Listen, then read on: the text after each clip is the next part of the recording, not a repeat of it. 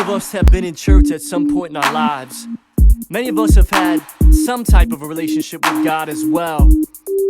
But it's so easy to get disconnected. Life gets rough, gets hard, circumstances come up, temptation comes up, and we fall off. On top of all that, maybe you went to church and you just thought the music, the preaching, the dress code, or just the environment, it really wasn't relevant to you.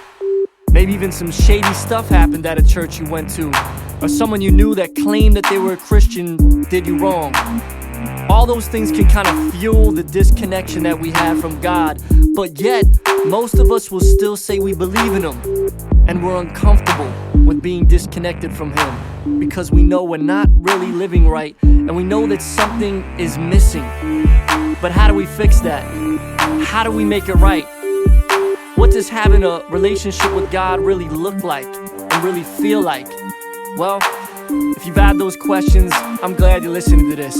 I had those questions too. I wondered how I could authentically live for God and still be me. As you can see from this CD, I'm still being me, but using my gifts and talents for the Creator. I've come back home. So what does it take for you to come back home? Simply to realize and admit where you are. You're disconnected with God and you want to make it right. You want to get forgiven and follow His purpose for your life. Without that, you'll always feel lost. You'll never experience true peace.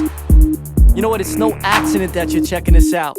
God is using this recording to once again call you back home to His family, His plan, His peace, His love. That's real talk. Home isn't just a spiritual place with your Creator. It's also a physical place where you can be in community with others that share the same faith. We can't do it alone. God wired us that we need each other. It's one of the main reasons that the church exists. The definition of the church is it's a group of people together on a mission. It's not just a place, but it's a place where people come together. They worship together, they build, get to know each other, they listen to teaching together. They just have some great fellowship.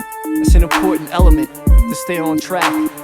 You know what, the church, it's not perfect because people are involved.